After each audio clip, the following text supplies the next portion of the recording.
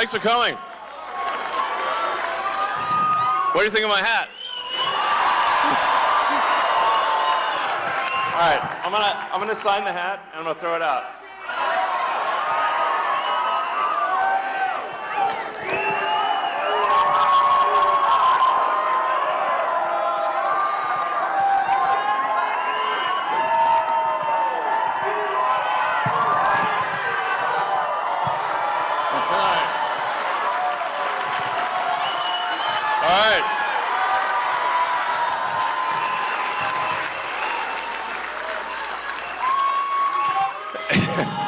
I love you guys too.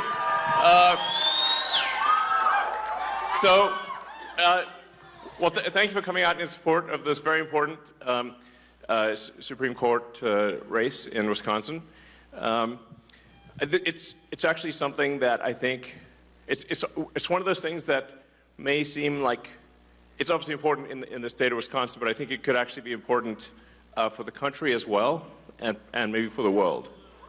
So the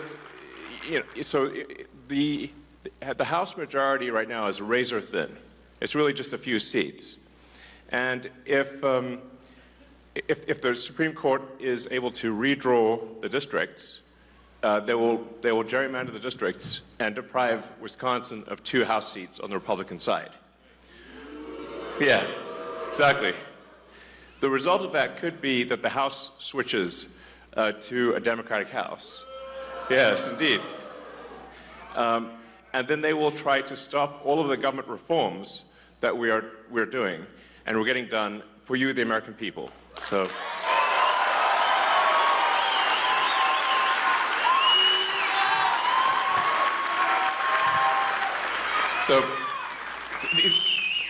the reforms that we're getting done in DC, thanks to President Trump and his great team, are really profound. Really, the goal is very simple: is to restore merit and freedom. So that's what it comes down to. So America is the land of freedom and opportunity. So we want to restore individual freedoms, freedom of speech, just in general, get the government off your back. And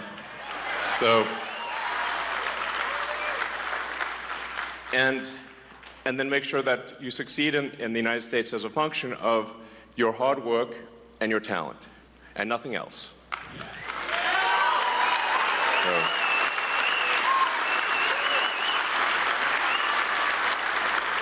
So these are really noble and important principles, and also, and I'll talk more about this, all night really, as long as you guys want to hear about it. As you may have seen with stuff that we've posted on the Doge.gov website and the Doge handle on the X platform, there is a tremendous amount of waste and fraud in the federal government. Like, shocking, really. It's insane. Yeah, it's really wild. So, I mean, it was inevitable that at least a few Soros operatives would be in the audience. Give my regards to George. Say hi to George for me.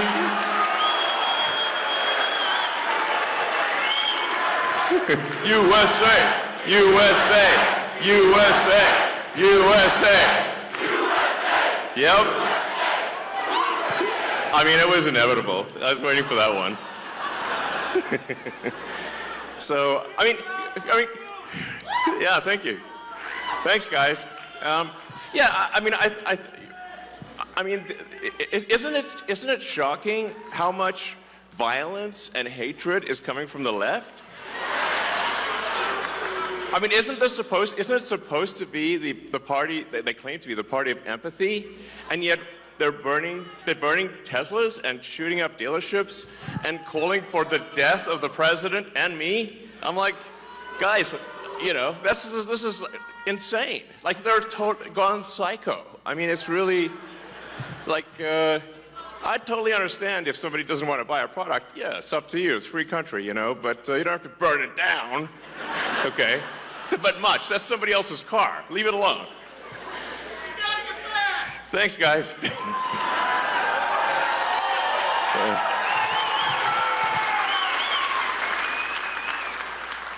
Yeah, so, man, the derangement level on the left is just like, it's blown my mind, frankly.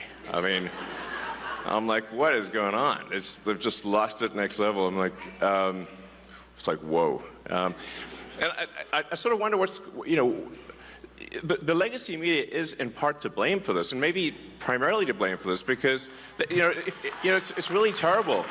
It's like, if they keep calling, you know, they've obviously called President Trump every name in the book. You know, I think there was one article that called the president worse than Hitler, Mussolini, and Stalin combined. And I'm like, actually, President Trump's not killed anyone. In fact, he's very good at stopping wars, not starting them.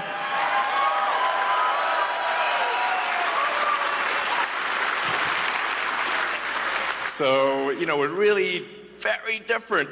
Maybe we need to add some more history lessons back in schools.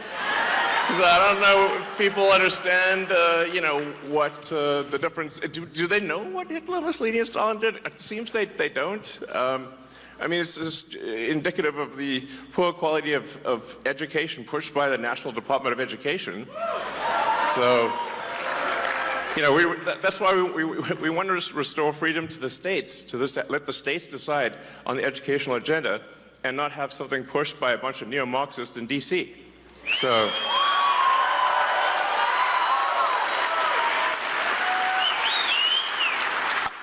I mean, it is astounding how much anti-American propaganda is pushed on kids today in schools. It's mind-blowing. And it's like, what the hell's going on, you know? So, anyway. But on a more positive note, we have this petition, you know, sort of against activist judges, because judges should be simply interpreting the law, not making the law.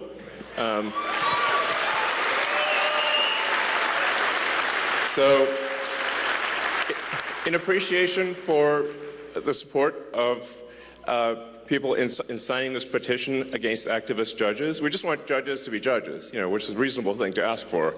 And we're obviously seeing like some crazy stuff in DC where, you know, it seems like it's like any federal judge can stop any action by the president, you know, of the United States. This is insane. Like, this has got to stop. It's got to stop at the federal level and at the state level. But let me first hand out 2 $1 million checks in appreciation.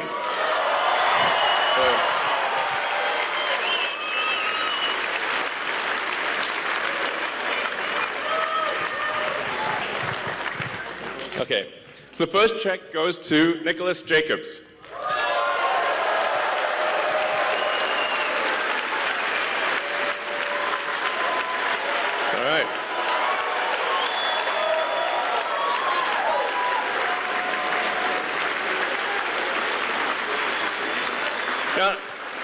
I should say that the reason, you know, the reason for the checks is that it's really just to get attention. It's like we need to get attention, and it's somewhat inevitably when I do these things, you know, the sort of it causes the legacy media to like kind of lose their minds, and then they'll run it on every news channel. And I'm like, I couldn't pay them it would cost like 10 times more, or, you know, to get the kind of coverage that we get. So, all right.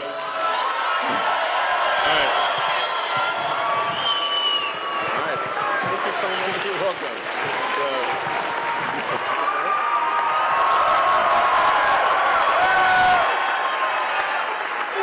Thank you. All right. All right. You can just, I guess, take it if you want. We'll get. I think we'll get you a real one too. So, and then the second one is to Ekaterina Diesler. Let's see. Hopefully here.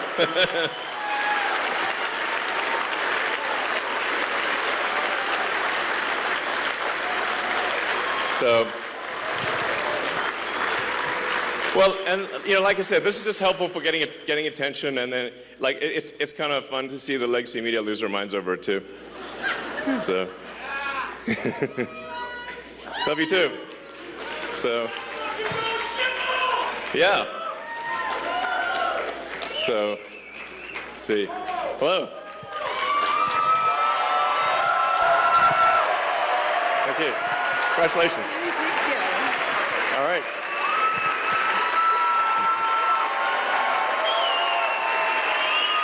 All right, congratulations.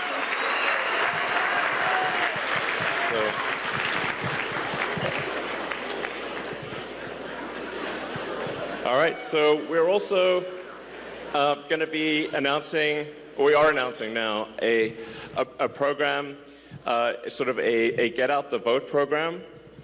That's the webpage should be going live, I think around now, which is at the America PAC website, or just go to the America PAC X account.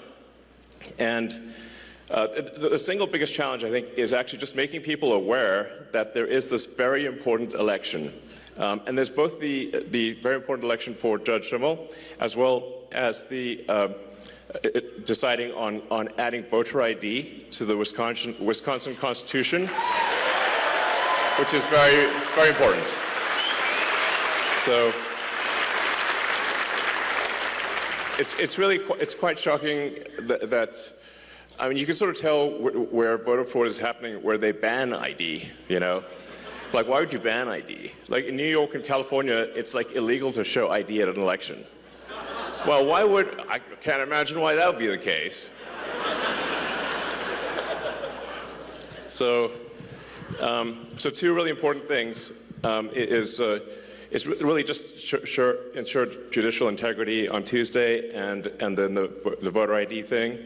And, it's April Fool's Day. And it's like, I think most people aren't aware, like I said, most people aren't aware that there is this important election. Most people don't even know that there's an election at all. Or if they do, they aren't sure exactly when and where it is, and they aren't sure yet or they don't realize just how important it is. They think it's just, some kind of judicial thing that's not that important. But it actually, what they're doing, what's happening on Tuesday is a vote for which party controls the U.S. House of Representatives. That is why it is so significant. And whichever party controls the House, it to a significant degree controls the country, which then steers the course of Western civilization. So it's like, I feel like this is one of those things that may not seem that it's going to affect the entire destiny of humanity, but I think it will. No pressure. Yeah. So,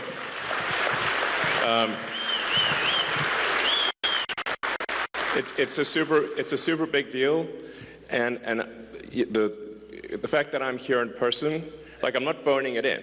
I'm here in person. Yeah. So.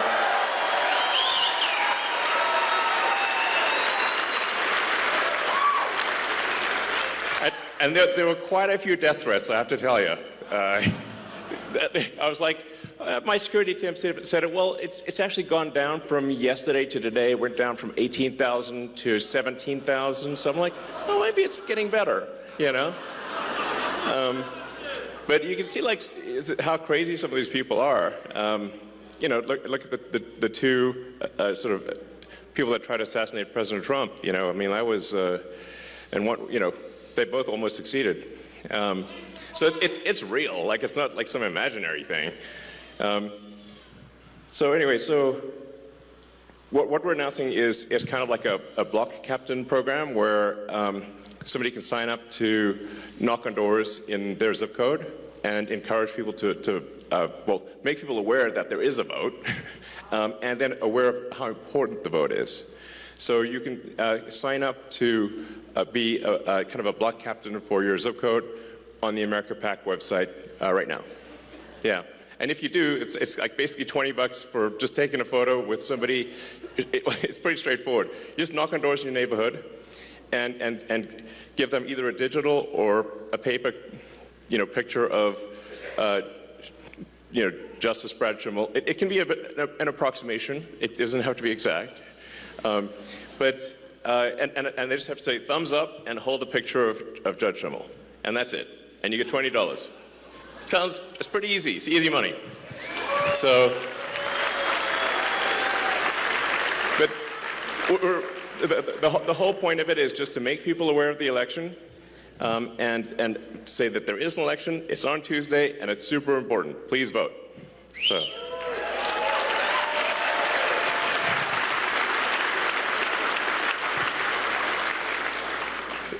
But I think without something like this, we actually are in serious danger of losing the election. This is very important to put in mind. If you look at the betting market odds, so if you look at sort of the Poly market or Kalshi, like the betting markets, it varies between 85% and 90% probability of loss for Justice Schimmel. That's the current situation. So we got to pull a rabbit out of the hat next level. We're actually got to have a steady stream of rabbits out of the hat, like it's an arc of rabbits flying through the air and landing in a voting booth. Interesting picture. Grok could probably make that picture. That's basically what's needed. We need to generate an anomaly in the matrix, and because I think there's currently the Dems are 100,000 votes ahead. But if the people that voted for President Trump simply vote on Tuesday, we will win. That's actually all it takes. Just vote. Boom. Done. Victory. So.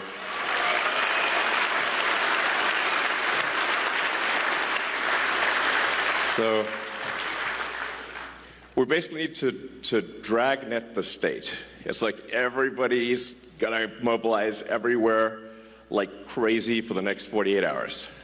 And I think this will be important for the future of civilization. It's that significant. So you don't hear me saying that very often. It's a big deal. So vote for Super Judge Schimmel. I call him Super Judge Schimmel. So.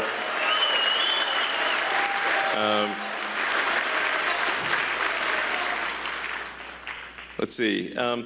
So with that, I think we can do Q&A if you guys would like to do some Q&A. And I'm happy to answer any questions. It can be, about Doge or whatever you'd like to hear about. Because I think if you ask questions that the public would be interested in hearing, then those snippets will go all over the place, and it will be helpful to the public, at large, and maybe even beyond our country.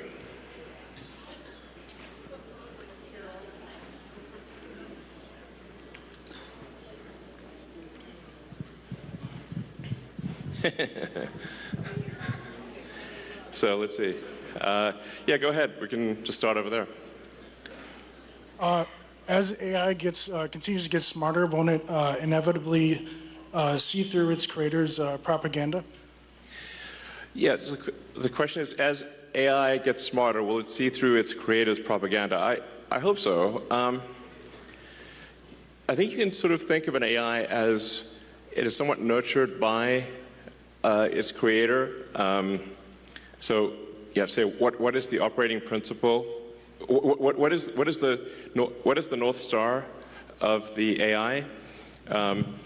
If it's a somewhat corporate AI, it could be like it's just trying to make corporations happy, or it could be, if it's particularly some of the AIs that are trained in, like the city of San Francisco, it's going to have kind of a San Francisco bias to it.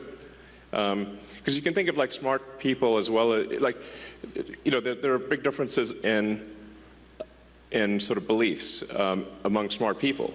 And so you can expect that there will be big differences in beliefs among AIs as well. With Grok, our aspiration is a maximally truth-seeking AI, which is like you always want to try to get as close to the truth as possible, even if the truth is unpopular. And that's our goal, which I think is a very important goal.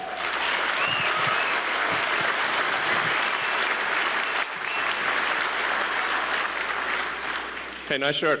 Oh, thank you. First of all, path of exile for life. But more importantly, as we see the whole world has turned to a fear-based mobilization effort. And we've seen that translate into violence. And the right's not immune to it because it can hit everybody's psychology. Sure. How do we beat that with optimism? Because that's going to be crucial to avoid mass eruption of conflict.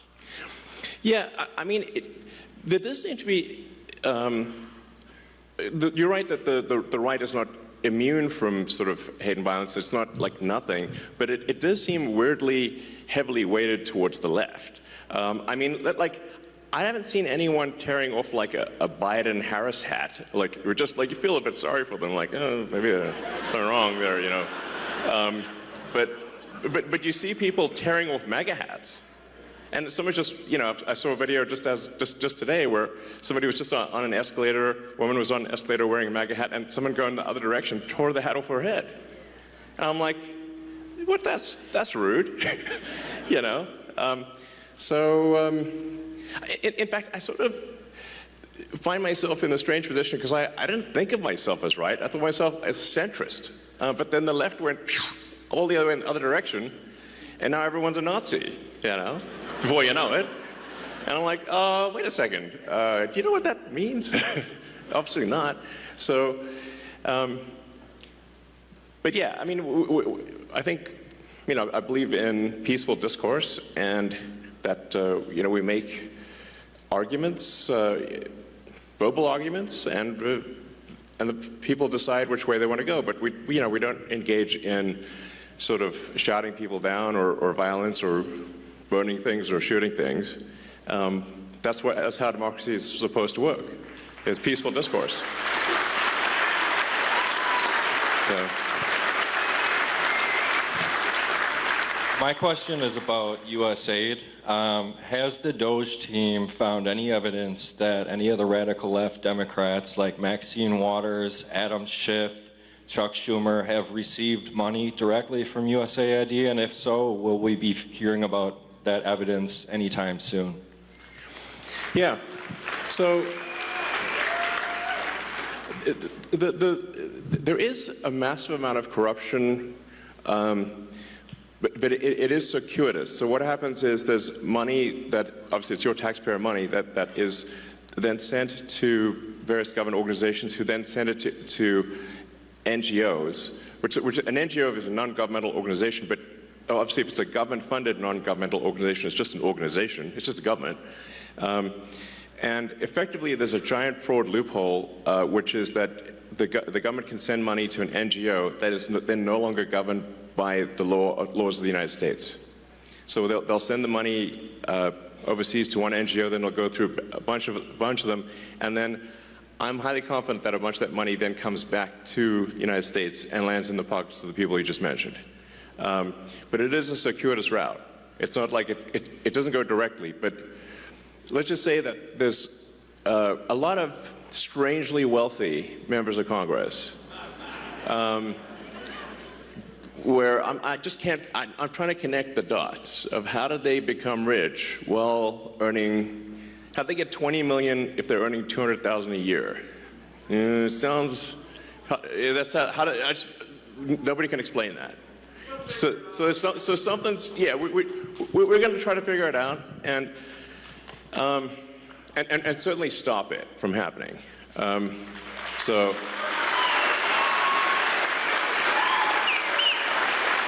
Yeah. I mean, just in general, there's the whole NGO scam is just crazy, yeah, it's blown my mind really. So yeah. Most of us here are aware of social media censorship, and I know you're keenly aware of it. Thank you for turning around X. Awesome. Welcome.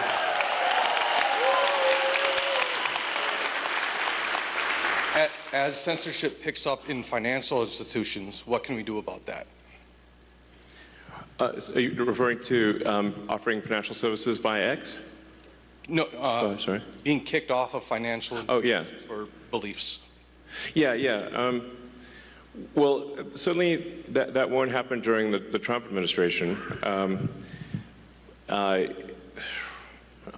hopefully that can be enshrined in law, which is part of the reason why we need a Republican Congress.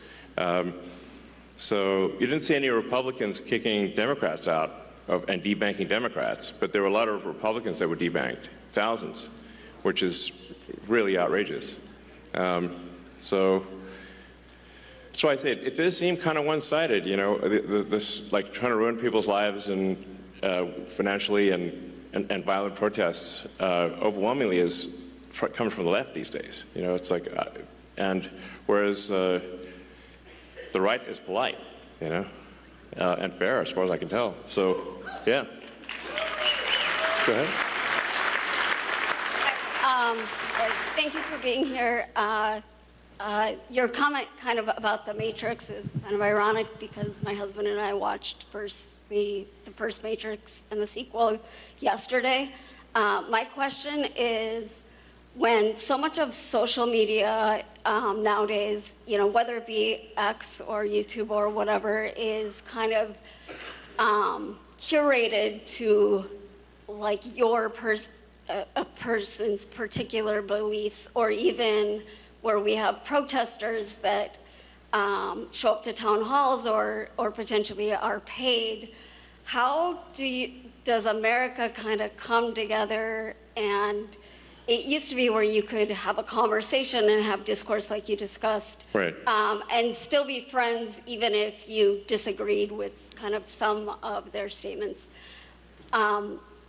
When you talk about knocking on doors, like to different people's house, like one kind of fear that I have is like, even if you talk to somebody, everybody has their own sets of beliefs and their own truths. So I guess how do you get through that? Yeah, well, I think what we saw there for quite a while was that all of the legacy media and all of the new social media were in lockstep together. And they were all parroting the same left-wing talking points. And they were suppressing any dissent and any so-called right-wing or frankly even centrist views. And with that's why I felt it was critical to acquire Twitter, now X, in order to enable that dialogue. So it's certainly a step in the right direction, and I think you've seen now, once X was willing to break ranks and not censor Republicans, then you saw others also start to move in that direction. You know, it looks like, for example, Facebook and Meta, you know, yeah, they've certainly, Mark Zuckerberg has stated that they will be doing sort of community notes based on the community notes of the X platform, and as opposed to having sort of far left censorship bureau, the sort of, you know, the woke Stasi essentially reviewing things. So that's a step in the right direction. You know, there's maybe some hope for the CNNs of the world. There's like, with Scott being on there, he's great. You know, he's like, I'm sort of hopeful that things that are moving in the direction where different points of view are espoused on, or you know, heard on legacy media and social media. So I guess maybe I'm actually a little bit optimistic about the future. You know, on the X platform, you know, we don't prioritize, you know, one side or the other. We try to be as fair as possible, and I will reply to, you know, prominent Democrats, even if they sort of say terrible things about me. So, you know, it's like, yeah, we should have this discourse, and so I kind of think, at least on the media front, things are going in a good direction, but on the but I am kind of perturbed by the sort of how aggressive these protests are. You know, where it's like, you know, there are people at these protests calling for the death of the president and death of me and, I don't know, probably death of others. You know, that's the kind of thing that's not cool, you know. At the risk of saying something outrageous, calling for murder is not cool. Yeah. So.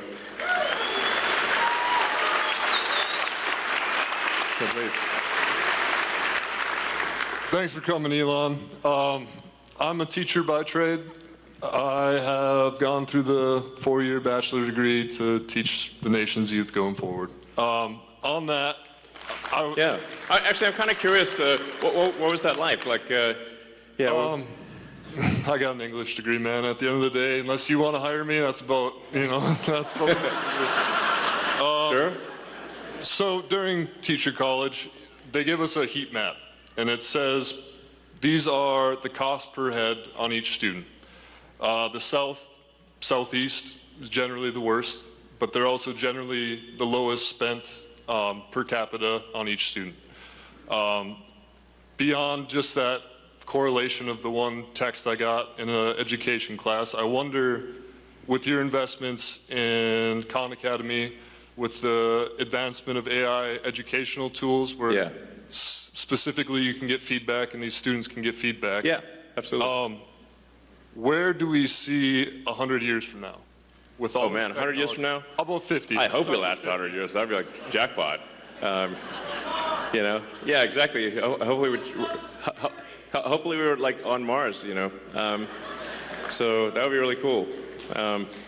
So I do think AI can be incredibly helpful in teaching because you can essentially set up each kid with like a personalized AI, and that AI can then answer questions for each kid, and that actually can be very profound in learning, because obviously if you've got a classroom of say 25, 30 kids, you can't like spend. It's literally impossible to spend time with every kid individually, or at least you can spend a little bit of time, but not. Obviously, it's a 1 to 20, 1 to 30 ratio. So, but what you can do is you can set them up with the AI, and then you can, if things get stuck or whatever, if you want to, you can essentially guide the orchestra that way, and I think it could be a very powerful learning tool. I personally enjoyed my English classes in high school, actually. Sometimes I wondered, why am I reading Charles Dickens? But, there's some merit to reading Dickens and many of the... I actually think that we should have a great canon of English literature, that kids do at least, some number of the significant works in the English language. So...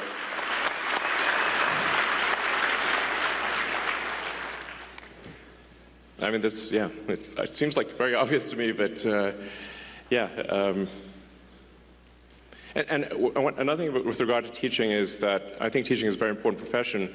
If you look at the expenditures, there's a very big rise in the number of administrators, but not a very big rise in the number of teachers.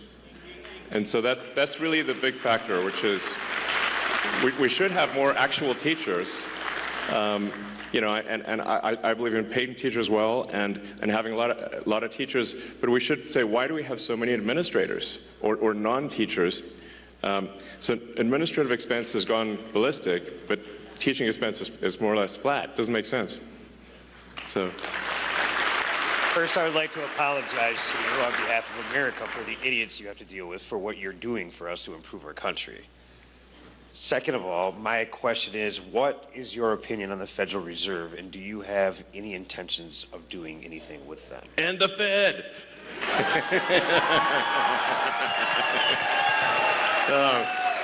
Yeah. I don't know, I always wanted to say that, But I mean, I think there's like 20,000 people that work at the Fed. Seems pretty high. It's like there's a lot of people that work at the Fed, and it seems like, why do we have so many people at the Fed, and what do they do? And sometimes I wonder which one would win. The federal for interest rates, the board of the Federal Reserve, or a magic 8-ball. And I'm like, I think the magic 8-ball might win. So then I'm like, well, the magic 8-ball is a lot cheaper. So, it's like you shake it, it says, check back again later. I'm like, okay. Same thing. But I think what really matters is that government spending is not far in excess of government revenue. That's a fundamental issue that we have, where we have a deficit of $2 trillion, and we have interest payments that now exceed the entire budget of the military. In fact, that was a big wake-up call for me, was when the amount of money that we pay in national debt interest exceeded the Defense Department budget. I'm like, the Defense Department budget is very big, and interest is higher than that and climbing. That's a disaster. You know, so the very simple, straightforward goal of the Doge team is to get rid of waste and fraud. It's mostly waste. Or depending on how, you know, I'd say it's probably 80% waste, 20% fraud, something like that. But it's $1 trillion, so that's still a lot. And it's you know, it's gotta be.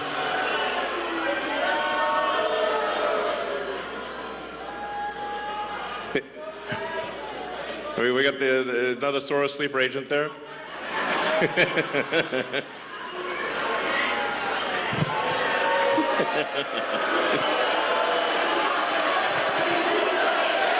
USA, USA, USA, USA. So, I mean, to be clear, the very simple thing we're doing, and we post everything publicly on the Doge website, which is just to look at every expense and say, is this actually a good use of your taxpayer dollars? That's it. It's not super complicated.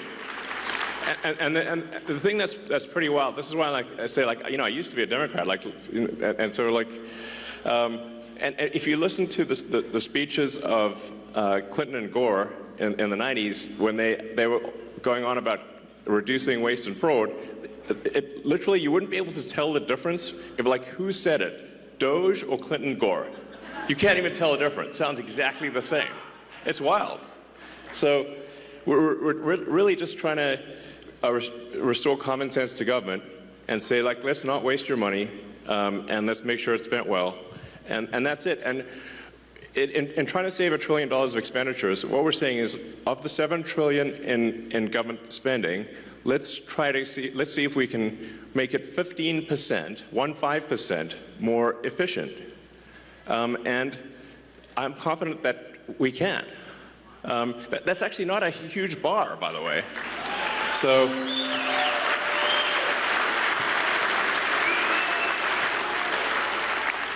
And when you see the crazy things that the government is spending money on, you can see a list of some of them. You know, so, like, I don't know if we should be spending money on transgender comic books in Peru. That doesn't seem like an ideal thing to spend your money on. You know, why would we do that? If somebody in Peru wants to do that of their own accord, that's fine. But it shouldn't be your money that does it. So it's just, and you know, we shouldn't be paying rent on empty buildings. You know, if I do think there is a role for government, but we just need to make sure, we're just going through and saying and doing what I would call, like, an excellent and necessary and reasonably trusted review of organizations and personnel. So is this person doing a good job? Great. Is the role necessary? If so, that's good. And are they reasonably trusted, meaning they're not a psycho? Like, we're not talking about, like, political affiliation, just that they're not crazy. So, you know, what's wrong with that? I'm like, sounds super normal to me. So that's it. Now, in this process, one of the things that we've discovered, which is, I think, on the fraud side, which is a really big deal, is that the Democrat administration, the Biden administration, has basically taken every arm of the U.S. government and bent it towards creating a financial incentive for illegal immigrants to come to the United States. Now, this is every part of the government. So, like, Social Security, Medicaid, unemployment insurance, disability, even the IRS. So you can, like, fill out a fake tax return and say you need a tax maybe I shouldn't tell people this, but it'll actually work. I mean, mostly. There's some chance you'll get caught, but if you fill out a fake tax return, you can just get a tax refund, even though if you didn't pay taxes. So we're trying to stop all these things to say, like, okay, well, let's stop the waste and fraud, and we also need to turn off the massive financial incentive for illegals to come to the United States and stay in the United States. And this is really the thing that is causing the Democrats to lose their mind. You know, because they're actually spending, at this point, tens of billions to attract and retain illegals in the United States. It's really on that scale. It's a gigantic number. And the goal is to turn all the swing states blue.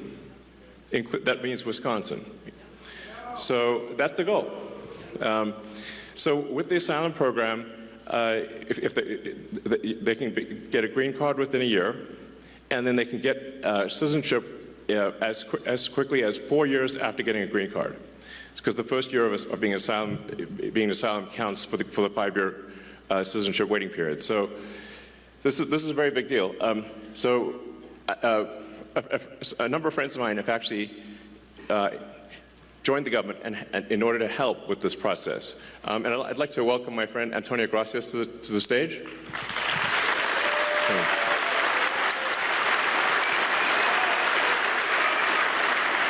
I think so. Does it work? I can give you mine. Does it work? It'll be okay. I mean, Buzz Aldrin's still alive, and he went past the belts. Work. Is this working? Yeah, it's on. Yeah, okay, there you go. So, Antonio, can you tell us what you... Antonio is helping out with the Social Security. So just trying to review Social Security, where you may have heard that we found 20 million dead people marked as alive in the Social Security database. This is so crazy. And then you'll notice there's a strange trend here where how many Social Security numbers were issued. Do you want to? Yeah, so let me tell you what happened here. We started at the top of the system. You want to talk about a lot of maybe? We started at the top of the system, mapping the whole system of Social Security to understand where all the fraud was. And there's a lot of great people there that showed us really a lot of waste. And so that came up with a big list of stuff that we're working on. You've heard some of that already. But this is what jumped out at us. When we saw these numbers, we were like, what is this? In 21, you see 270,000 people, goes all the way to 2.1 million in 24. These are non-citizens that are getting Social Security numbers. Yeah, this is a mind-blowing chart. Yeah, just this literally blew us away. Like, we went there to find fraud, and we found this by accident. And this isn't political, by the way. My parents are immigrants. Yeah, this country's been great to us. My brother and sister all born in Spain. I'm pro-legal immigration. This is not political. This is not political. This is about America and the future of America. And there are a lot of good people in the system that pointed us in this direction. I want to honor them right now, that work in the government today, who took risks to show us these numbers and tell us what's going on. Yeah. So I want to stop for a minute. I want to honor those people today. Very good people. Very good people. I have been from D.C. to Social Security offices to the border to track this down, and very good people have helped us along the way. I want to thank them. Yeah. This number, what this is when you come in the country, if you're an illegal, there's a couple ways to come in. You come in through a port of entry, and you can tell them you're afraid, and they'll give you an asylum case. You'll get an interview, then you get in. That's one way to do it. Another way to do it is to just go to the border. Literally, this happened. I talked to Border Patrol myself. Elon was there too. I went to Laredo, and I went to Bronzeville. Elon went to Eagle Pass. You walk up to a Border Patrol officer, and you tell them you want to come in. They have a couple of choices. They could charge you with a misdemeanor or a felony under 1325, or they can make it an administrative offense, like a parking ticket, basically. They were told to do that, make it an administrative offense under the last administration. And then you go walk across the border. They do what's called a release from your own recognizance, and they give you an NTA, notice to appear, which to appear to judge. The wait times on judges are like average 6 years. Look at Grok, you'll see it on immigration judges. There's only 700 of them. This is 5.5 million people. Okay? So what happens then? Once you're in the country and you got asylum, to one of these pathways, and we mapped the whole thing out, you can apply for a work document. You file a 765, it's the work form. You get this form called the 766, that's the authorization, and then Social Security Administration automatically sends you in the mail your Social Security number. No interview, no ID. This is worth, like, just reiterating. It's not, people sometimes think that under the Biden administration that he was simply asleep at the switch. He wasn't asleep, they weren't asleep at the switch. It was a massive, large-scale program to import as many illegals as possible, ultimately to change the entire voting map of the United States and disenfranchise the American people and make it a permanent, deep blue, one-party state from which there would be no escape. Look, if I hadn't seen this myself, I'm not sure I'd have believed it. I went through it myself and mapped it, and Elon is right. This is true. The defaults in the system from Social Security to all of the benefit programs have been set to max inclusion, max pay for these people, and minimum collection. That's what's happening. We found 1.3 million of them already on Medicaid, as an example. We've gone through, on every benefit program we went through, we found groups from this particular group of people, this 5.5 million people, in those benefit programs. And then what was really, really disturbing us was why. We're asking ourselves why. And so we actually just took a sample and looked at voter registration records. And we found people here registered to vote in this population, yes. And who did vote. And we found some by sampling that actually did vote. And we have referred them to prosecution at the Homeland Security Investigation Service. Yeah. Already. Already. That is already happening. Right now. Yeah. And the truly disturbing thing, though, I just want you to know this, a truly disturbing thing to me, and the darkest thing about this to me, the voter fraud is terrible, but the human tragedy this created is extraordinary, because what you don't understand, and people don't know, and Americans need to know, that's why I'm here, is that human traffickers made $13 to $15 billion off of this, okay? That's the money that's going around the world, moving people around the world to our borders because of these incentives. How does it work? What happens? Hey, if you're in Africa and you're in Central America, you got to walk up through Mexico, through Central America. Who do you pay? You pay the narcos, you pay the traffickers, right? And we were told by ICE, it's between $20,000 and $500, depends where they pick you up, to walk across all those countries and get all the way up to the border. Where's that money goes? It goes to the cartels. It goes to human traffickers, right? There are 30,000 children that have not appeared on the notice to appear already. ICE knows this. 30,000 children, 270,000 children didn't even get notices to appear. ICE told us that kids are being trafficked back and forth across the border to complete families to make this easier. This is a human tragedy. It's not just the money, it's the people and the kids. And how many of these people died on the way up here that didn't make it in? What happened to them? We created this system here that created a incentive for people to come and be taken advantage of by these traffickers. And how do you think they get paid? Well, you're in Africa, Central America, you got $20,000 or $10,000 or $5,000 to pay these traffickers? No, you don't. What happens? You come in, then you owe them the money. You're an indentured servant. If you don't pay them, what happens? What do? They kill your mother, they kill your brother, they kill your family. What happens next? That's what we discovered. And I have to tell you, it's tragic to me. The tragedy, the human tragedy this created is extraordinary. That's the real problem. This is America. We don't do this here in America. Yeah. We don't do this here in America. People come here legally, and that's great. Elon came here legally. My parents came here legally. That's the way to do it. This is outrageous. Yeah.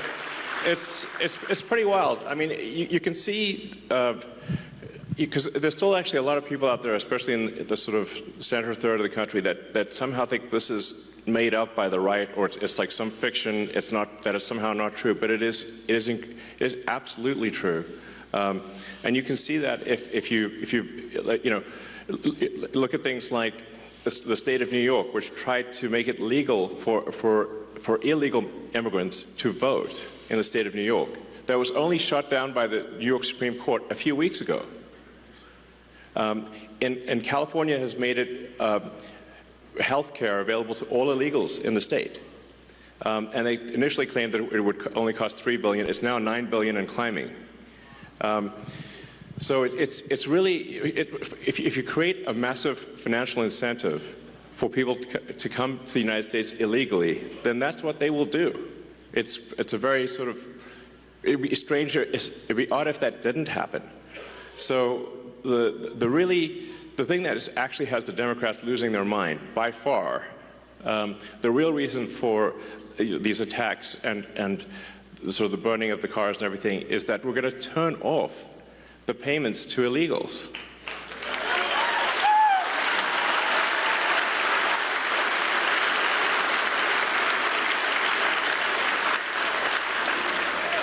Because, yeah, I mean, because that's not the deal. You know, it's simply not right. You know, if you look at that thing with the Roosevelt Hotel and, like, you know, the luxury hotels in New York, where the Federal Emergency Management Agency funds were being used to house illegals in luxury hotels in New York that the average American can't afford. And they were giving a welcome package and $10,000 debit cards and everything else. Like, it's super real. I mean, it's like, I think it's the biggest voter fraud thing in history by far. And moreover, if left unchecked, it would have succeeded. As Antonio mentioned, the time frame for going from asylum to citizen is roughly 5 years. Yep. And so all of the people that came in on that chart that you saw, if the machine behind the Kamala puppet had won, then, you know, they change out the puppet, but it's the same machine. Then they would have actually legalized all those people, and there would be no swing states. And they added more. Remember, it was doubling every year. Yes. It went from 1 million to 2 million. It was going ballistic. Going ballistic. And it is just, these people are just entering the benefit programs now, by the way. Right. We're seeing the ramp happen too. And these are just the ones that are in the system. This doesn't count the other, you know, 7.5, 8 million that ICE thinks are out there. Yeah. We don't know if they have numbers. The number is totally uncontrolled. The voter ID requirement in this state is super important because of this. Yes. Because the Social Security number, it's not supposed to be a federal ID number, but it basically is. That's how you access all the benefits.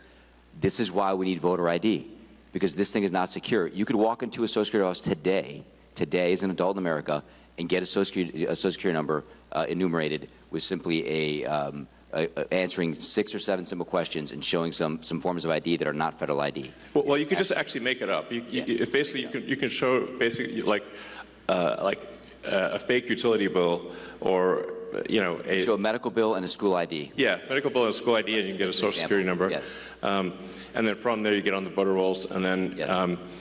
basically Dem operatives will farm the vote. Yes. So you know, the problem with this obviously is that if you turn the swing states blue, then there are no swing states, and then we're in a permanent one-party system. And as soon as they win that, they'll have the House, the Senate, the presidency, they'll pack the Supreme Court, then they'll double down on the illegals, just like California. So we've already seen this happen in California. California is supermajority Dem. So, but at least California is held back by the fact that people can move out of state. Once you can no longer leave America, they'll be far worse than California. So the gravity of the situation is severe. Help us clean up Wisconsin border wall. Yes. Yes. Absolutely. So, I mean, it's really simple stuff.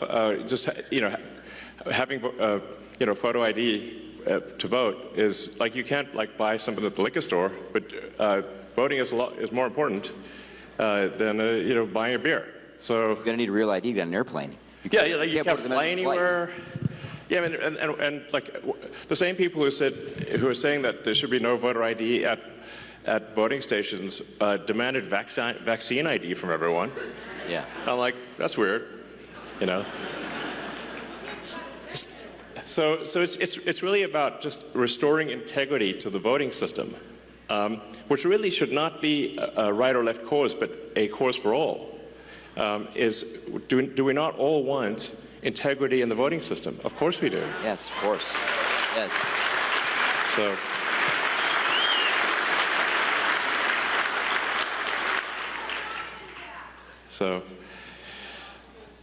Well, you're welcome to hang out and see. Maybe there's some questions people. Let's see. We'll go. Hi, Elon.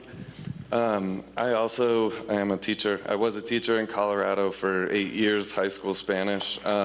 But I moved here last year and got to vote in Wisconsin, where my vote actually mattered, and I'm so glad. That was amazing that we got Trump elected. Yeah.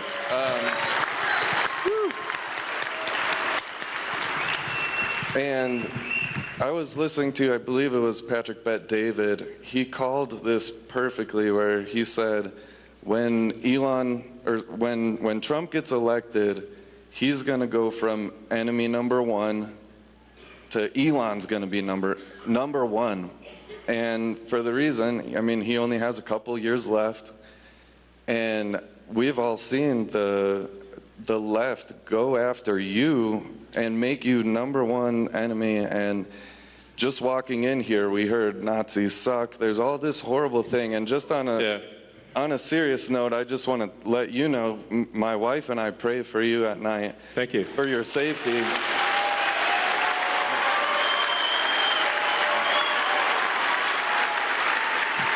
And guys. Yeah. Thank you. I gotta watch my hand gestures these days, you know. Yeah. But I think this one's safe, you know. You know, it's like can't wave to the crowd. You don't know what'll happen. And I've been a fan of yours for like a decade, and I've been a walking Tesla ad to anybody who talks to me, even though I never had a Tesla until I came to Wisconsin too, and it's 10 years old, but it's the best Model S I've ever had. Thank you. It's incredible. Thank you. But I just wanted to ask you if it would be okay. I brought my dad with me. He's a pastor, and I just thought, if it's okay with you, I would love for him to say a prayer for you as well, for your protection. Sure. Thank you.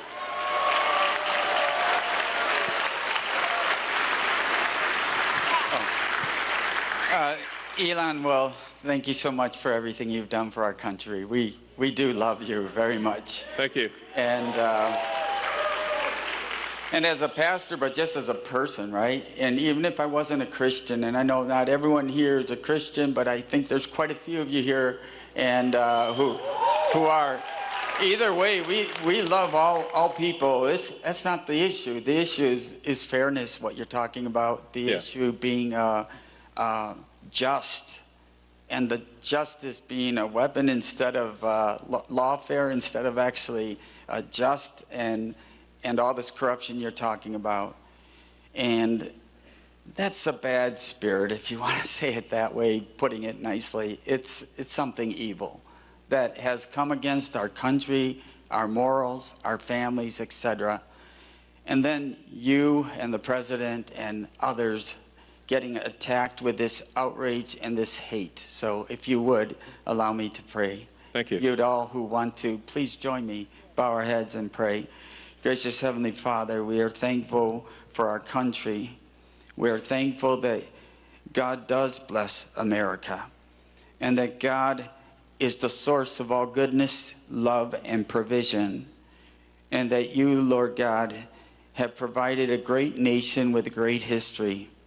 And although we've gone through many rough times, you're still very present and active with us. Thank you for protecting President Trump from that fatal attack.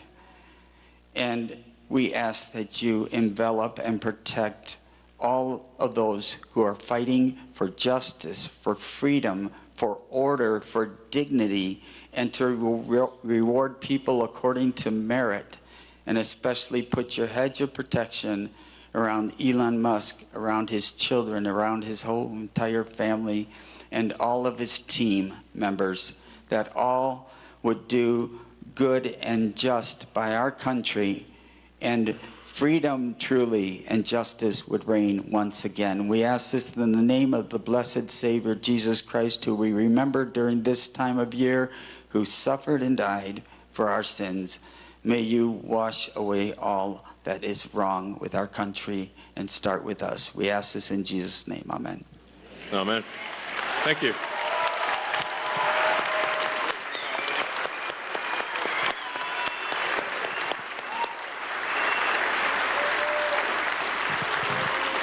Thank you very much. Thank you. Sorry? Up to you. You can hang out if you want.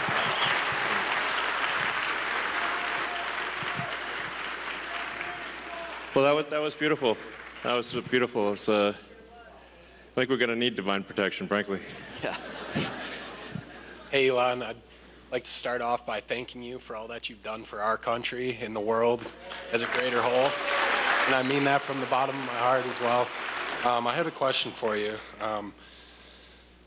As you go about your decision making at Doge, how are you able to keep your moral North Star and not set precedents when it comes to overstepping democratic processes simply because the end justifies the means, and have outcomes similar to the last election with Democratic presidential candidate being appointed without due process that just further polarizes the country? Sure. Also, on a side note, one more thing. Do you see a place in the long term for decentralized technology in society and government? Yeah, I mean, to answer the second question first, I think generally it's good to have decentralized systems because the more centralized something is, the more power that is in any one single entity, the more corruption you're likely to have. So decentralization, I think, is good to minimize corruption. Then with respect to Doge, I mean, as I said, we're trying to be as literal as possible. It's the Department of Government Efficiency, and it's just literally going through and saying, okay, this money was spent. Is it money that most Americans would agree is sensible, or is it not? If it doesn't seem sensible, then we, say, well, we shouldn't spend that money anymore. We should stop it. So, and then we post we try to be as transparent as possible. So all the Doge actions are posted on the Doge.gov website and on the Doge handle on X. So if people disagree with something, we can say, well, which part do you disagree with?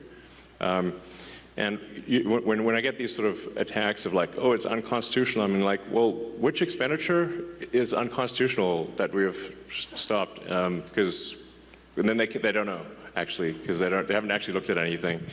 So now, obviously, a lot of this can be reversed with a new administration, but at least for some period of time, we're going to make sure that your taxpayer money is spent at least 15% better. It's not like I think it's a reasonable goal, it's a rational goal, it's a sensible goal, the net result, I should say, if we have the combination of a $1 trillion increase in economic output and a $1 trillion decrease in the budget deficit, then the outcome should be that there is no inflation or very little inflation from one year to the next.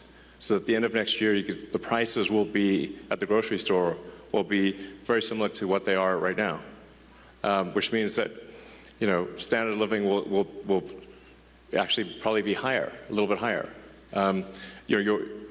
Whereas we've had rampant inflation to date, and inflation is really just a pernicious tax that has been used by governments throughout history. And it's very tempting for governments to use inflation as a tax because it's indirect. People see the prices rising at the grocery store or for goods and services or for houses, and they tend to blame the store, but it's not the store, it's the government. The government has reduced the value of money, and as a result, prices rise. So by by reducing waste and fraud, we'll essentially make the economy more efficient, and we'll shift people resources from the government to the private sector. And that will result in an increase in the output of goods and services, and so the average standard of living will therefore rise. So they're trying to make economics sound very complicated, but it's really not that complicated. The standard of living increases when the output of goods, average output of goods and services increases per person. There's basically more stuff, therefore you have more stuff to divide across the people.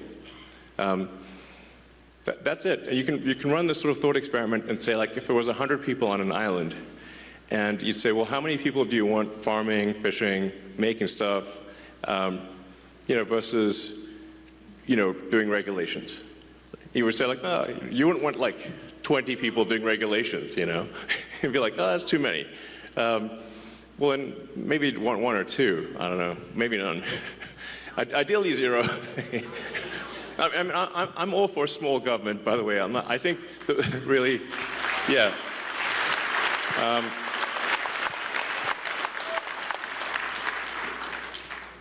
When the United States was formed, there were only, you had the Secretary of State, the Secretary of War, which I think is a more accurate name than Defense, but it was Secretary of War for a long time. And you had the Secretary of the Treasury, and you had the Attorney General. That was it. And if it were entirely up to me, I'd be like, let's make it like that again. Yeah. Howdy, gentlemen. I've got a quick question regarding government and transparency. Do you think Dogecoin may ever be used, or the Dogecoin blockchain to be used for maximum transparency? Well, the names are similar, but they're doing two very different things. In fact, I was going to call it like the Government Efficiency Commission, but that's a super boring name. And then the internet said, no, it needs to be called the Department of Government Efficiency. I was like, well, the internet is right. So we changed the name from Government Efficiency Commission to Department of Government Efficiency. But there are no plans for the government to use Dogecoin or anything, as far as I know.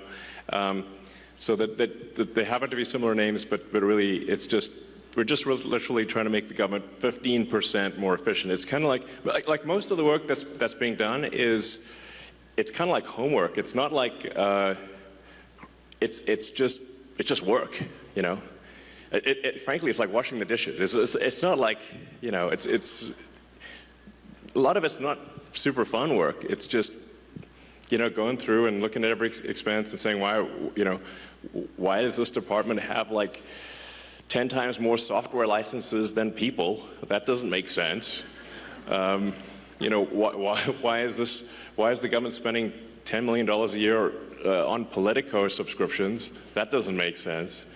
There's just one thing after another like that. It's like things that are just kind of boring. So it's like a ton of boring stuff. Like you do hear about like the sort of weird stuff that makes the headlines, but most of the costs that are being cut are just very basic, boring things. It's like homework at scale is what I'd call the Department of Government Efficiency. Elon, can I add something? Yeah, I think this question about transparency. I'm really selling it here. Yeah, no. I would say the principles that Elon has set out for Doge they begin with truth. Truth. Find the truth. Number one, find the truth. Why?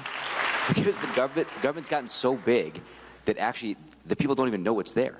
Yeah. They don't know the source of truth. So these licenses, it's not like people bought these licenses because they're bad people and they wanted to pay Microsoft. They just kept buying licenses because Microsoft gets selling them. I mean, it's that strange. Yeah, and we don't want to pick on Microsoft. It's like every software company, by the way. Any software company. Pick software company X. They bought these licenses because they just thought they should buy more licenses. More people coming in and there's no one there. People aren't coming back to the office, right? It's just finding truth. The number one principle is truth, and then transparency is number two, I think, on the list, right? So find the truth, make it public, make it transparent. And number three is, man, do it fast, make it efficient, and be urgent. Yeah. Those are the principles that Elon's put into Doge. Yeah, it's worth pointing out, it's actually difficult you have to recalibrate how dumb things can be because it's the government. Frankly, it's like dumber than you think it could possibly be. Like for example, we found there were a whole bunch of what I call ghost payments going out, where the government contracting officer had retired or changed jobs or were dead, or I don't know, they were not around anymore. And they forgot to turn off the payment stream to some company. And it's like leaving the money faucet on and you leave the house, and it's just the money faucet keeps going. And it's a pretty rare organization that will complain about receiving money. So organizations, so then you're like, is that waste or fraud? I mean, the government did send them the money, but they didn't deserve it. So then, well, okay, we should turn off the money spigot if the contract is over, type of thing. So one of the things that we made a recommendation to the Treasury that the payment classification codes and the explanation for the payment be mandatory fields. And have a name attached. So we could just ask the person who approved the payment, is this payment a good payment? Does this make sense? This is the kind of thing that is normal in, for individuals and for companies, but that was not the case. So the reason why the government could not pass an audit was because the information did not exist that would be required to pass an audit. Like, it was literally impossible because you just had all these blank checks going out with no explanation and no payment code. So how are you supposed to do an audit? It's literally impossible. So that's what I mean by, like, it's very basic stuff. Like, we just want the congressional appropriation payment code to be mandatory and a very short explanation. We're not even going to judge what the explanation is, but that there be any explanation at all and a name attached was revolutionary. My guess is this will probably save $100 billion a year, like a lot, So.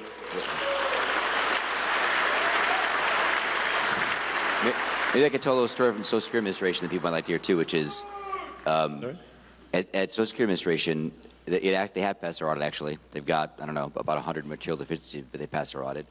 When we looked at the balance sheet, we found that $800 million had fallen off the balance sheet last year. $800 million. What do you mean it fell off the balance sheet? It's exactly the question I asked, Elon. Thank you. Where did it fall to? Exactly, where did it fall to? So I asked the auditors to come in. It's like a comedy sketch, a comedy routine here. Where did it go? Exactly. But wait, where did it go? Exactly. So here's what happened. I asked the auditors to come in. I won't give the name of the auditors. Come on in. And I asked the audit partner myself. Where did it go? What does fell off the balance sheet mean? Is that a gap term or non-gap term? I've never heard that. What does it mean? Well, the payment plans, because under the last administration, you could pay if you got overpaid on Social Security, like if you were getting SSI or a disability and they paid you too much money, you got a job, it didn't tell them, they paid you too much money, they would drop that payment plan to $10 a month max. So the payment plans went out past the system date. So if I remember correctly, it was 2047. Payment plans out past system date. When it went past the system date, literally, it fell off the system. Okay. It disappeared. And the officers were supposed to, the technicians were supposed to put notes in the system that this was going to be collected. The notes were so bad, the auditors concluded this could not be collected, and we literally lost $800 million. Gone. Okay. And I said to the auditor, how could that possibly be? And she said, well, it's not really material. It's a $1.5 trillion program. I said, well, it's material if it's your money. Is it in the computer? It's not in the computer. It fell off the computer. Is it in the computer, it like Zoolander, the computer. That's in the computer. Disappeared. $800 million just disappeared. I mean, it's crazy. So there's it's one nutty thing after another like that. Yeah, it's, yeah, I mean. It's crazy. Anyway, we're just trying to basically fix the computers so that we know what the heck's going on. Yeah, it's just like. Please. And like I said, being fully transparent with the American people, so you know exactly what's going on, and just making sure that yeah. Anyway, money is not wasteful or fraudulent. One interesting statistic was that 40% of the calls into Social Security were fraudulent, like meaning that it was someone trying to get a Social Security payment that was going to a senior to go to instead to go to a fraud ring. So that was almost half of the phone calls were fraudulent. Probably the other half were people asking, what happened to my Social Security? This is true, actually. Like, hey, where did this is bananas. Yeah, I mean, we found this, actually, the people there at Social Security knew this was going on. And they had been complaining about it for a long time, and no one fixed it.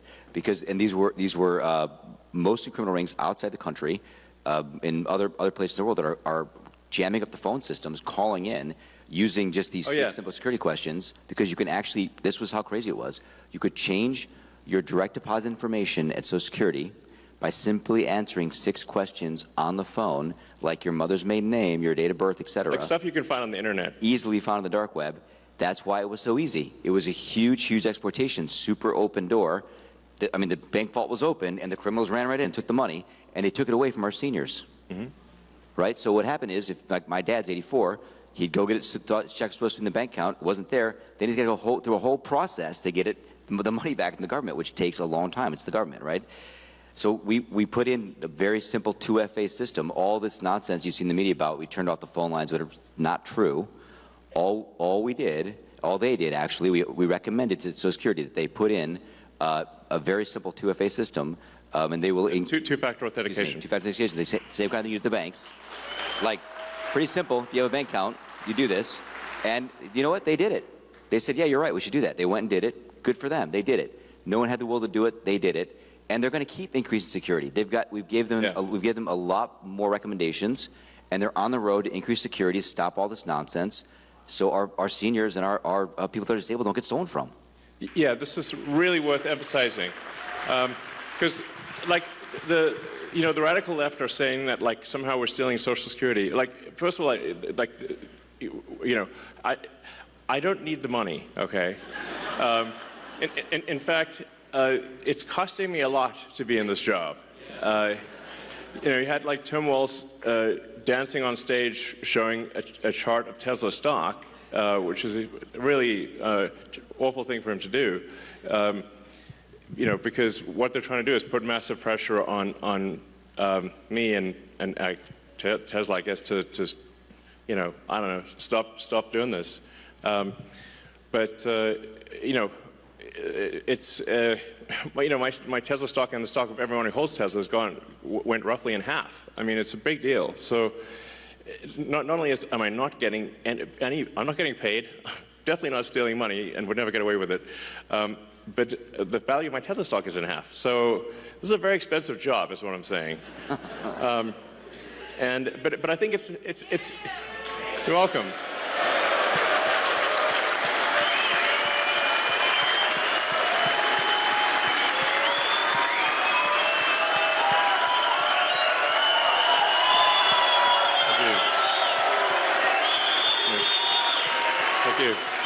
Thank you.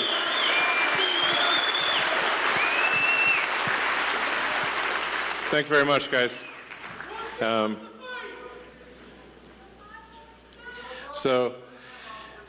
long term, I think Tesla stock's going to do fine. Maybe it's a buying opportunity. But the actual thing we're doing is making sure that people do get their Social Security and that it doesn't get stolen. 100%. Yeah. Yeah. Sorry, go ahead. Hi, Elon. I got a question for you about Doge. Great shit, too. Everybody in this room has got a bunch of money sitting in a bunch of little boxes in a bunch of different states. And it turned into crickets when you brought it up online that you were going to go check our gold. And I'm worried about the Democrats and Joe Biden's last administration with the money not being there. Did you get blocked, or are you still able to go check that? Sorry, I'm not sure I understand exactly what you're referring to. Fort Knox. Oh, Fort Knox. Oh, yeah, right. Oh, yeah. Well, that's up to the president, of course. But I think it would be, I think it would be awesome to live stream Fort Knox. I mean, that would be really fun. And after all, it is actually the gold of the American people. So the American people should, it seems to me, have a right to see their gold. Hopefully it looks really cool. You open the doors, like, is it there? Like, is that really gold? Let's check. So maybe it'll be really interesting. I'm all for it. The president says he's interested in doing it, so hopefully that happens. So, all right. Good evening, Mr. Musk. How are you? Good, how's it going? Good, good. My name is Vito Gabriel. I'm 18 years old. This is my first election that I'll be voting in. So, great. Very exciting.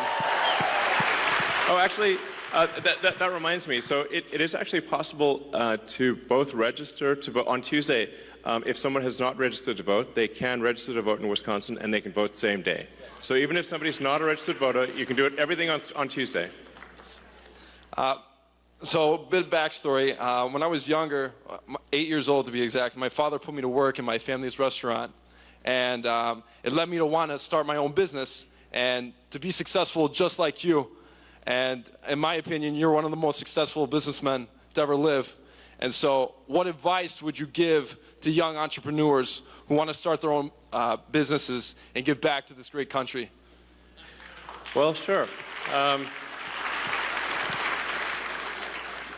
Well, it is very hard to start a business and have it succeed. You know, it is true that most businesses that start do not succeed. So, I mean, I guess I'd really just say, you know, if there's a product or service that you think is really needed, then you go out and you make that product, or you produce that service, offer that service, and try to be as useful as possible, really. You know, it's like whether, you know, it's a great restaurant or store or a technology company or whatever the case may be. It's really just like, are you doing things that are useful to your fellow human beings? And you know, if you are, then I think the company will be successful. So that's really what it comes down to, is just being useful. Like, people ask me, like, what's the top advice? I'm like, try to be useful. It's actually very difficult to be useful. You know, but you know, I have a lot of admiration for anyone who just does an honest day's work. You know, making products or producing services for their fellow human beings. That's what a company is. You know, that's it. So. But it is hard. I mean, to be totally frank, like I generally say, if somebody needs encouragement to start a company, I would recommend not starting a company. It's very difficult. Like, you know, if you look at, say, the automotive industry, the only two American car companies that have not gone bankrupt are Tesla and Ford. So. It's a big cemetery, is what I'm saying. So that's a tough one, you know, very tough industry. And there were really no like commercial rocket companies that were successful before SpaceX. It's generally very difficult to make the value of the output exceed the cost of the input, and that's really what defines a successful business. And profit is really the difference between the value of the output and the cost of the input. That's what profit is. But it's like shockingly hard to make the output more valuable than the input. That's what I found. Yeah, so, all right. Hi, Elon. Thank you so much for being here. Would you agree with me that the economic illiteracy in this country is staggering? That people don't understand? Yeah. How close we are I would say for the that ship is of true. America to going over the fiscal cliff. Yeah. Right. Yes. Most people, actually, I think most people, well, I think a lot of people don't know what a national debt is. Like, how did this national debt come about? And how come there's all this money that somehow we owe it, but we didn't sign up to owing this money? But there's, you know, it's over $30 trillion of national debt. And that doesn't count future obligations. And that's just, then it doesn't count state and local debt. So it's a lot of, basically, it's a lot of money that the government has signed everyone in America up for. Yeah, so there's, if we don't do something about it, then eventually there won't be any money for anything. We'll just be paying interest. You know, a company, so I should say, a country is much like a person. It's just bigger. A country is a collection of people. But just like a person can go bankrupt, a country collectively can also go de facto bankrupt, essentially by diluting the currency to where it's worthless. And that's where we're headed unless we are, take immediate and dramatic action with respect to government spending. We're in deep trouble, basically. You've seen this in places like Venezuela, Elon. Yeah, exactly. So you've seen it in a lot of countries where it's, I think things have gone to hell in a handbasket, and it's like we just need to not do that, So if the ship of America sinks, we all sink with it. This is something that I try to tell people in the sort of commercial sector, that like you're not going to, your company's not going to make it if the ship of America sinks. So we all got to work together here to make sure it does not. Yeah.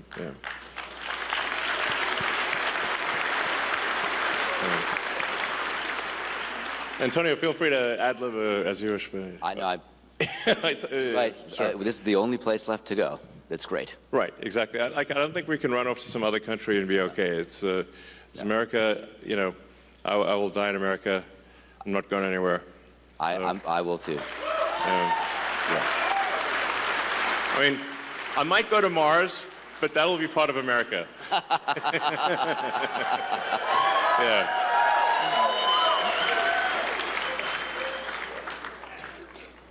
Hi, Elon. Thank you so much for taking the time out of your busy schedule to be here today with us in Green Bay, Wisconsin. Yeah. Woo. I just want to say that Doge's findings demonstrate to the American people that the government clearly does not care about our hard-earned tax dollars. I'm only 26, but I can imagine it's frustrating for people who have worked their entire lives to see their tax dollars going to fraud, waste, and abuse. And you alone have contributed so much money to our government yes. via taxes, so thank you. You're welcome. But I'm sorry that your money's not being spent very well. You've clearly shown your leadership and team is capable of transforming our government into something better than what we see today. I just want to say I'm sure I'm not the only one who's wondering, but we know that Doge has found quite a bit of money, and we would like to see some of that returned to the American people. Do you have any information on when Doge checks would be written or sent out? Sure. Well, I guess we need to be successful at scale. We've made a lot of progress, but there's still a tremendous amount of work to do. Effectively, as government spending is made more efficient and spending is reduced, the tax by inflation is reduced. So one way or another, you will effectively be better off if resources in the United States are not wasted. And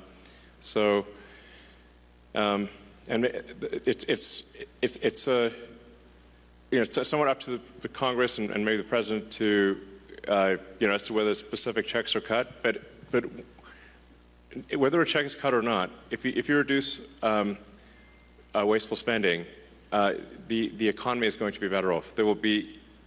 People will do more useful jobs than before. The total output of goods and services will increase, and then the average standard of living will increase. So that's yeah.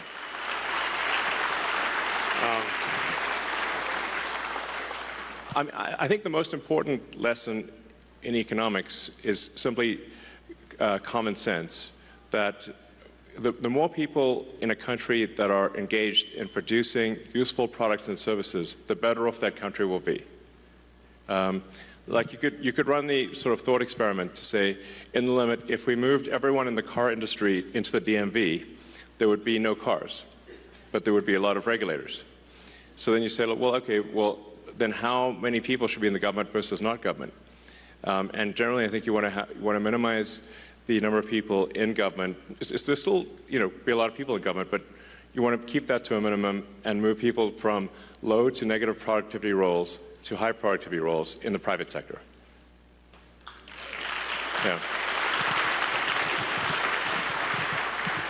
Hey. Hey, Elon. So the first time I heard about population collapse, I think was from you on Joe Rogan. I grew up in the generation where it was very overpopulation, global warming. A lot of people don't want to have kids. My wife and I just had our first. She's a year. Hi, congratulations. Hi, John. Thank you. Amazing. And I'm finding out very quickly a lot of these things I was told about having kids, losing personal freedom, it's well worth it. I mean, I would recommend it to everybody, as I'm sure you would. And we Absolutely. I mean, I've been banging the baby drum for ages. Yes. Yeah. So my question to you is, what's the most surprising and fulfilling thing you've learned from your kids? Especially we've seen you around X all the time with Trump. So what's your most fulfilling thing you've learned from having kids? Yeah, X is in the back there. So hopefully he's watching this. Hopefully, yeah. I think I think nothing makes you happier than kids. Really, is what is the truth of it. So, kids are my greatest source of happiness, and I really encourage, as Antonio knows, I've encouraged all my friends and everyone to have kids. It is concerning. The United States has been below replacement rate. The birth rate in the United States has been below replacement rate since roughly when I was born, around 1970, 71, thereabouts. And I think last year was the lowest birth rate on record. It was very low. And then we're seeing this trend in almost every country on Earth. This is worrying because it's like, well, if something doesn't happen, humanity is going to disappear. So it's, I think, very important to have kids.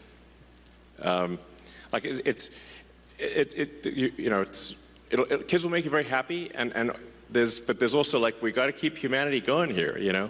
No humans, no humanity. It's like, Elon practices what he preaches too, by the way. He's having lots of kids. Sorry? You practice what you preach, and yeah, for sure. And he tells all his friends to do it too. I can tell you that for sure. For sure. Yeah. So, all right. Hi, thanks for coming. My name's Adam. I'm a postal worker. I'm wondering if you could give some insight into some of the reforms or changes that Doge might be looking at for the Postal Service. Well, actually, perhaps I can ask you what should Doge be doing with respect to the Postal Service? I'll write you a letter. Okay. I suspect you have seen that things are not entirely perfect in the Postal Service. Yeah. Yes. So, I mean, obviously, it's delivering mail and packages is very important. There's a reason for why the Postal Service was created. And I haven't really had a chance to look at the Postal Service yet, but okay. I have a little detail on the analysis if you want. Do you do? A little bit. Okay, sure. Yeah, I mean, I wouldn't say that, I want to be very general here, but there is this thing about, you could tell us, like, there's this thing about large volume users of Postal Service versus small volume users, right? So like some company, please.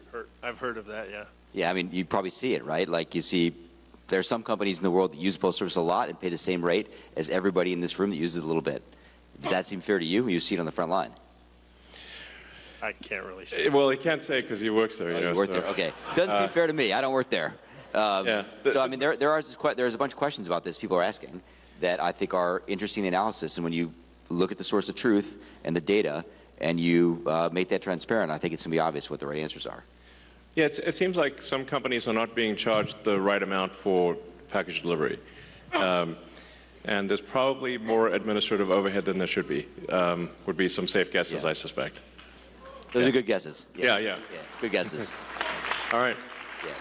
Elon, how are you? Yo, good. Hey. How's it going? It's Adam, your #1 reply guy on X. Hey. With Scott Presser. It's good to finally meet in person. Cool. So I'm glad you like a lot of my stuff. Yeah. Constantly replying to my stuff, liking my stuff, and I love to create material because I'm a former Democrat myself, just like you. Yeah. And I want to help bring over moderate voters from the Democrat Party who are disenfranchised. Yeah. And I'd love to be able to create more content to help you out, to help us win more elections, to win the midterms for 2028 and on. Sounds good. And on. Would I be able to get a follow from your main because you follow me from your old cyber gamer?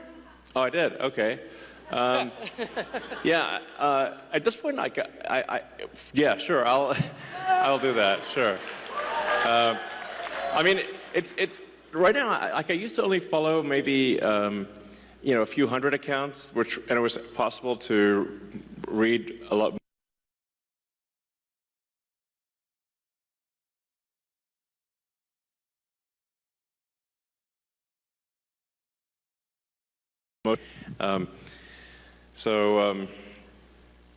Yeah, but I'm trying to digest as much information as my human brain can manage. But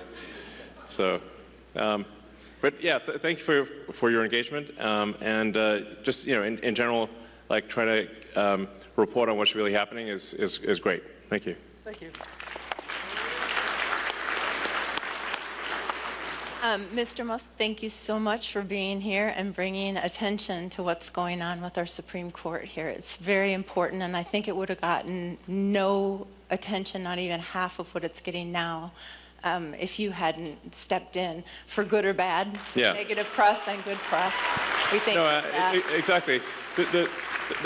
Totally. I mean, obviously, for any kind of special election, is going to get a small fraction of the attention of say a presidential election, and then normally an election for a judge would not be that big of a deal. It just so happens that in this case it could decide the control of the U.S. House of Representatives, which is a huge deal. Yeah. My personal experience with Judge Crawford, I am a family that she moved a pedophile right next to our home. What? Really? Yeah, it is a true story in the ads that you're hearing from Mr. Schimmel. I am one of the homeowners that had to live next to him for many years, unaware. So the letter that I wrote to her, I'm sure, played into what we're experiencing now in family court. We're veterans 20 years. It just was not good for him. It was not good for me. And we're trying to work through our family court situation. But what we're realizing is the two strategies that they use are indoctrination or intimidation. And if you step up and say, we're a practicing Catholic family, the result is her band of merry rogue judges and the court affiliates and the commissioners will flood the family court, have flooded the family court system. Yeah. So I guess my question would be, regardless of what happens with this very important vote, let's not forget what's happening in the family court system in Dane County, Wisconsin, that's being flooded with these rogue judges and affiliates and commissioners who then, if you don't subscribe to what they're saying, they will just wipe out your ability to raise your family or proceed with your family in a way that you feel your culture dictates, your religion dictates, your financial background dictates. It has gone completely bananas. And I'm wondering what you can do to keep the light shine on our court system in Dane County. It does have a lasting effect on families, and it will breed out our ability to raise our families in the spirit in which we feel is most healthy for our young, our children, and the sanctity of our family. Absolutely.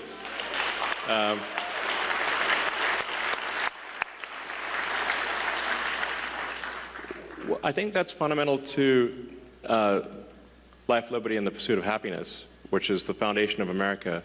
That you should have control over your family, not the state. The state should not have control over your family. It's insane that people would think that. So we've had friends have to escape California because of this. Yeah. I mean, it's literally had to leave because the state tried to take their kids because they're imposing the state's values on the kids. And they literally had to leave overnight.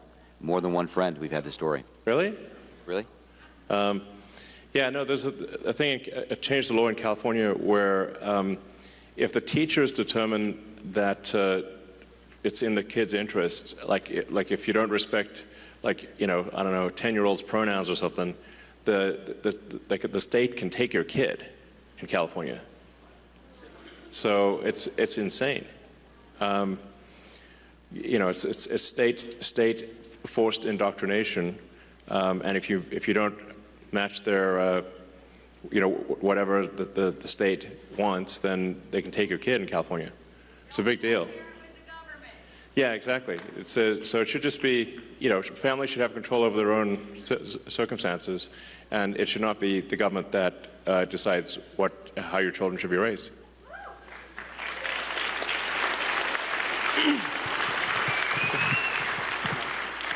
Hey, Elon. My name is Josh. There's a lot of questions, I see. There is. We're going to answer everything at this point. So, I'm sorry. Please go ahead. Sorry, go ahead. Thank you for taking the questions. A Yeah. lot of people, I agree. So I was wondering, I noticed that there was a second Mechzilla being built at the Starbase. Are we going to go for a launch for the Artemis mission coming up? I mean, that's a very sort of space question. So there are 2 towers in South Texas, and then we're planning to build 2 towers at the Cape in Florida, and then probably some more elsewhere in the future. But there'll be twin towers at the Cape and twin towers in South Texas at Starbase. So, all right. Hey, Elon. Good to meet you. Thank you for everything you're doing for the country and the world. Yeah, thank you. I have 2 questions. They asked me to keep it short. Sure. Well, when do you envision solving blindness and bringing that to the masses where it'll be for everyone? And the other is, is robotaxi on schedule? Yeah. Well, there's certainly a wide range of questions tonight. Yes, so for Neuralink, we've actually had, Neuralink has had in monkeys a working device we call blind sight, where it's been working well and monkeys are healthy for a few years now. And we're hoping later this year to do our first device implant for a human enabling someone who is completely blind to see. It's going to be low res at first, like Atari graphics, you know. So I want to set expectations appropriately. So it'll start off with like very low res, but then over time, I think eventually the implant would enable vision that is like superhuman. So that'd be pretty cool. And then yeah, things are currently on track to do unsupervised full self-driving in Austin in June.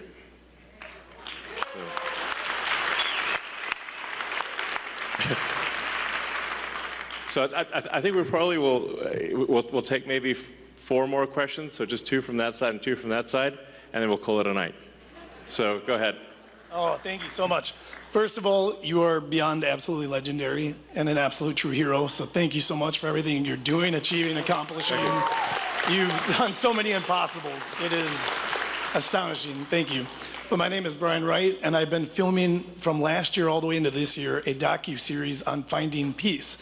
And during this election year, the episode was how many lines do we actually need to cross in order to be able to find peace? And I wanted to ask you, where do you feel like we are in this divide? Are we so far divided as to where there's no coming back to the middle, or where do you see us being?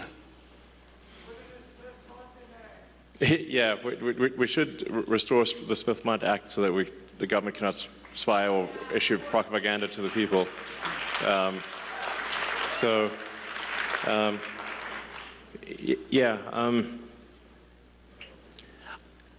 don't know. I mean, I kind of thought that we're headed in a good direction for a while there, and then the last month or so, there've been these like crazy violent things happening against Tesla and protesting me and whatnot, and I'm like, this is just nuts, and a lot of people sort of parading signs around saying that that President Trump and Elon Musk should die type of thing, and I'm like, this is really nuts, you know.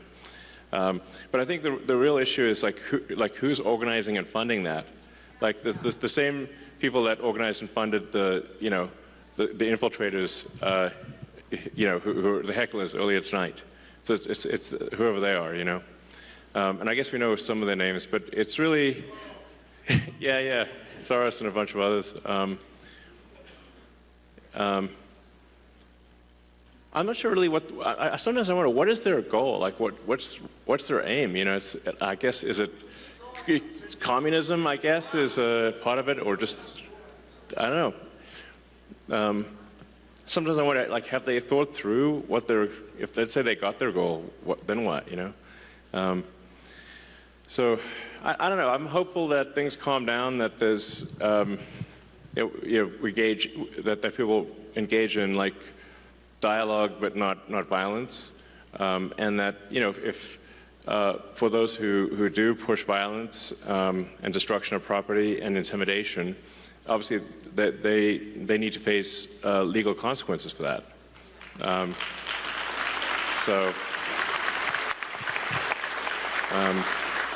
And the president has said that, you know, that needs to happen. Obviously, if people are pushing violence and destruction of property, that is against the law, and they need to face the consequences of that. So, thank you. Yeah. Thank you, Elon. I constantly hear that the Doge efforts are going to do things like take away Social Security payments and reduce other government payments like that. You've touched on it tonight, but yeah. Can you you've discussed this at length over the last few months. Yeah. Can you talk again about how the Doge efforts are actually going to affect things like the payments and other programs like that? Yeah, I guess it would be helpful because, so I just stated as crisply and clearly as possible that Doge will absolutely ensure that people get their Social Security, make sure they get their Social Security, make sure they get their Medicaid, and will not be cutting any legitimate payments whatsoever. Crystal clear. I would just add to this, I've been there, working there, and I spent about the first 3 or 4 weeks of my time in the Woodlands actually working in Social Security Administration. 100% what Elon is saying is true. Nothing has happened on the ground that would impact the level of payments going to people that legitimately are owed those payments, period. A lot is going to happen to people that are stealing from the system. Yeah. Yeah. They're not getting the payments. And you know who's screaming? They are. Because they're committing fraud. And we should take that away from them. Because they're stealing from all of us in this room and our parents. And they're going to scream loud. And it's going to get louder. But thank you for asking that question, because it is something that, as obvious as it sounds, it's a great question, because we just need to be very crisp and clear. Doge will make sure you get your Social Security. Doge will make sure you get your Medicaid. There will be no cuts to legitimate payments whatsoever.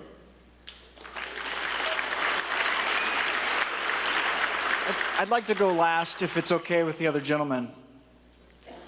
Would you like to go, sir? No. Please go. Ready. Thank you. Mr. Musk, thank you so much for coming to Wisconsin. I just want to thank you for calling out bad ideas on X. You do that like every 30 minutes, and if I don't see something, I'm like, wow, is Elon okay? Yeah. Yeah. And we all know that ideas have consequences, and bad ideas have victims, and thank you for speaking up for victims. And a few nights ago when you spoke with Brett Baer, when you were being interviewed, and he asked you, what keeps you up at night? And like that other question, you answered, and you paused, and it was depopulation. And I was waiting for you to say, like, oh, the death threats against my life, or the national debt, but depopulation. Yeah, depopulation is a really big deal. It's not on people's radar. Why is that?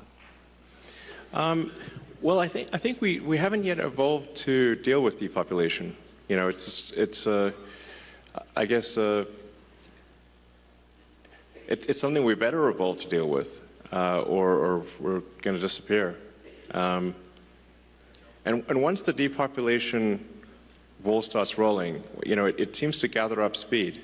I mean, you can look at sort of cases like Korea and Japan, which are, much further ahead or behind, depending on how you look at it. But like the population decline there is much worse. Japan is an absolute population decline, so they're losing about, I think, roughly 1 million people a year population, and that's going to accelerate.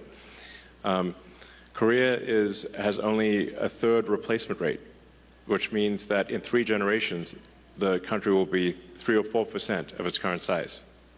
Like basically, all that'll be left is a small portion of the capital city. And I keep waiting for the birth rate to turn around, but it doesn't. It seems like population collapse accelerates. That's why I think it's a very serious matter. If you believe in humanity at all, you should care about this a lot. And then, that's sort of, but that's a sort of long-term thing. And the short-term thing is that America needs to be financially solvent. That's what Doge is about, trying to just make sure America is financially solvent. And then there's also the risks of AI. So we want to make sure that AI is maximally truth-seeking, and ideally has sort of values that most Americans would agree with, and that it's a pro-human AI, that it wants to foster the future of humanity. Those are the things that I think about. So, thanks. Elon, my name is Matt Haas, like Bonanza, Big Haas. I own and operate a small business here in the Fox Valley. And tomorrow I actually get the honor and the privilege to host Brad Schimmel at our shop, Springhetti Landscaping. Great. If anyone's in the valley. Sounds good. Come down, 4:30 tomorrow. We're having a shindig to have Brad stop by. He's going to come and give a little speech, get some, that's what this was about, was Brad's election. Yes. And so I just wanted to say, in your opinion, what is Brad going to do for small business owners like myself? Well, I think he's going to help get the government off your back. So that's a big deal. For anyone that starts a business, it's like you used to just be able to open a store and not get like a zillion permits and licenses and everything. That's how America, you wanted to make a product, you just made the product. And you didn't have to satisfy a massive body of regulations and get a permission from all sorts of agencies. So hopefully Justice Schimmel is, supports that and helps get the government off your back. All right. So let me finish by saying, obviously, yeah, those at the state level will be cool.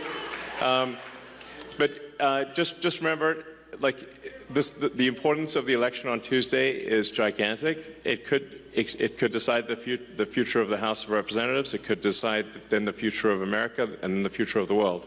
So it's absolutely critical that you need to just drag friends and family to vote on Tuesday for Justice Schimmel and for voter ID. So, thank you. Thank you, guys. Thank you.